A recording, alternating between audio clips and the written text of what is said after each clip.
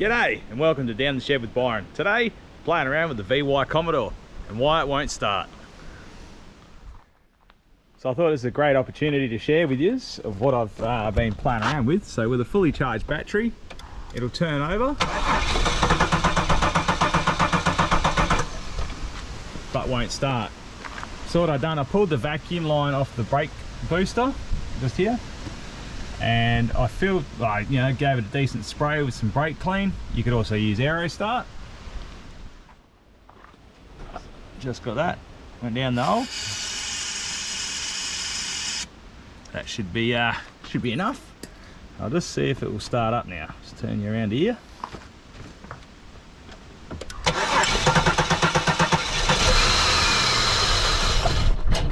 Oh, there we go. So it runs.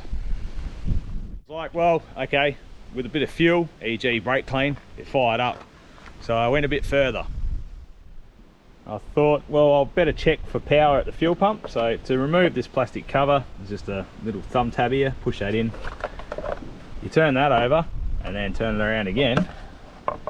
Now, we've got the fuel pump fuse there and the relay up there. I then connected my test light to the earth of the battery, double checked my test light was working, came over here to the fuel pump fuse, and we've got power on the left hand side, and on the right hand side nothing. So I'll just quickly swap that out.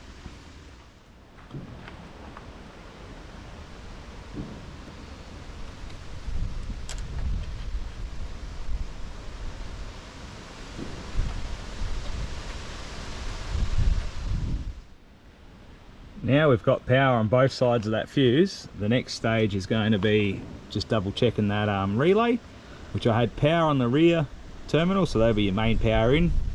And once we turn the ignition on, I had power on this outside one here, and then when you try and crank it, I had power as well. So with a blown fuse, why would that have happened? I reckon the fuel pump's failed, and obviously it's trying to send power there.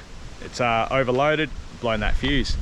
So I reckon we'll head down the back, change out that fuel pump, and see what happens. So I've got the Commodore all jacked up.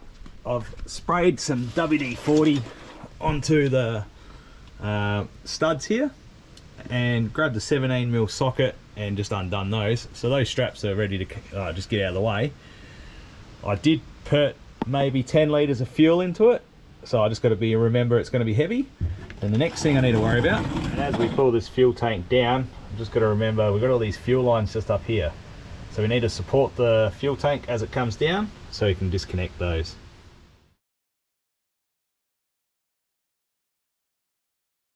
Well, I got the fuel tank just hanging there at the moment, but I forgot that, well, you don't really have to, but I just took this inner guard out just so I could see what I was doing again. And now we're just up to those fuel lines in there. And what I'm going to do is just mark 2 of them so I know which way they go back on before we disconnect it. And I think it's got a little bit more than 10 litres in it. So what I've done in here is I've put a cable tie on each one and just used the paint marker to identify it when I pull it out and put it back in. Take a photo of that, or because you can't really put a cable tie down here on this end because it'll foul when you're trying to pull those fuel pipes off. So I've started with disconnecting the plug, and all I've done, I've got a little screwdriver in between here and just kept working it back and forth just to get this little grey section off. So that grey section pulls out, and then what you can do is on top here is a little clip. You push that down, wriggle it off, and that comes off. So to remove those fuel lines, I'll show you how I done it. So what I did, I just sprayed some WD-40 down here just to lube them up, wriggled the hoses a little bit, and on the sides, these little detents on the side, I just held them in and then wiggled it back and forth until I got it to pop off. So just like that, and it'll come off. So it's the same setup. Hopefully you can see in there. Maybe not. If you can't get enough grip with your hand, I just used a pointy pair of nose pliers. Just went around the sides, held it like that, and then worked it back and forth, and then they just came off. Now I found it handy having that center strap still in place, and the fuel filler neck, I just disconnected the breather. It just slides up into there. Now, the fuel tank's out. We can give it a bit of a clean and replace the fuel pump assembly. Now there's more than likely a tool to undo these properly, but I'm just going to use a hammer and the cold chisel and knock that locking retaining plate off, and that should pull out. With a couple of gentle hits, that's ready to pull off. Let's see if it'll come out. There we go. Oh, yeah boy. There's our assembly. Oh yuck. I think the fuel tank may have some water in it. I've just tipped the fuel out. You're not going to be able to see in there, but it's relatively clean. And I've put it into this tub here. I don't know if you can see down the bottom there. So they must have used jerry cans to fill this up at one stage, or out in the bush or something. But that fuel doesn't smell the nicest. So I'll bang some fresh fuel in it as well. And again, this car's been sitting since 2018-19, so won't hurt. But we'll be able to use the fuel on the old Patrol, cleaning up the swivel hubs later. Right, I'm going to run down, grab a fuel pump, and I'll be back. New fuel pump. I've just put a little bit of rubber grease on the O-ring.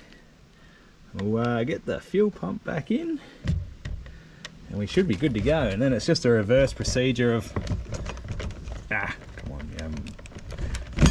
There we go. Reverse procedure of putting that locking ring back on.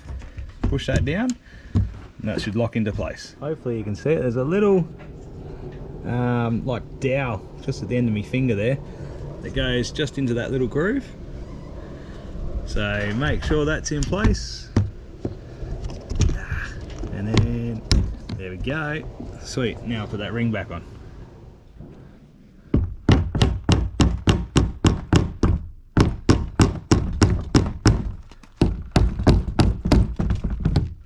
That center strap still in place. I'll just lift the tank up and balance it on there, and then reconnect my fuel lines. The next thing we need to make sure is we sort of get this up inside that fuel filler hole at the same time. See how we go. Yeah boy, this is all in now.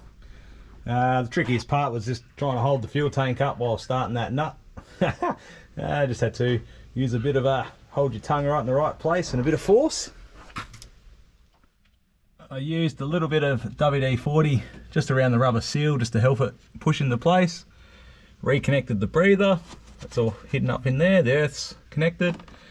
Now I should replace that fuel filter, but forgot to buy one. I've just finished putting 10 litres of fuel into it. Now let's go see if she'll start. Just reconnect the battery. And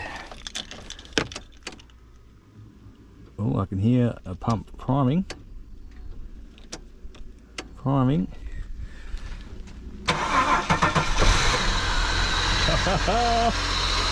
boy, off we go. Man, these things are quiet. Awesome. I'm glad about that. How good's that, guys? So a little simple fix, changing that fuel pump over. It took me a bit of an afternoon, just moseying along. Now she's running, we can continue on with some other jobs. Well, I may have stuffed up. But lucky I'm good at pulling these fuel tanks out. The fuel gauge still says full, and I've only put 10 litres in. Oh well, we'll sort that out later. But now it runs and drives, kind of. Just done a little test skid just in case. If there's any other videos on a Commodore that you're interested in, let me know in the comments. I'll see what I can do. Thanks for hanging out. Hope you enjoyed it. And yeah, take it easy, and I'll see you when I'm looking at you.